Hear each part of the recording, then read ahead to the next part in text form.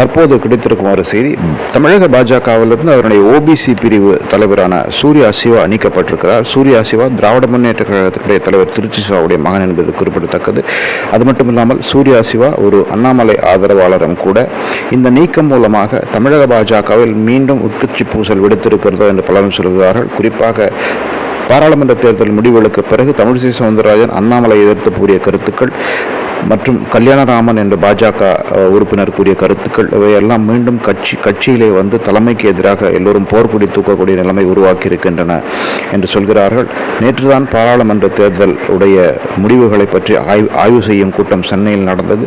அந்த கூட்டத்திற்கு பிறகு இந்த நீக்கம் நடந்திருப்பதாலே தமிழக பாஜக தலைவர் பதவியிலே அண்ணாமலையுடைய கை ஓங்குகிறதா இல்லை தாழ்கிறதா என்ற சந்தேகம் பலருக்கும் வருகிறது. குழப்பமான நிலையிலே தமிழக பாஜக இருப்பதாக பலரும் சொல்லுகிறார்கள். பொறுத்திருந்து பார்ப்போம் என நடக்கிறது என்று.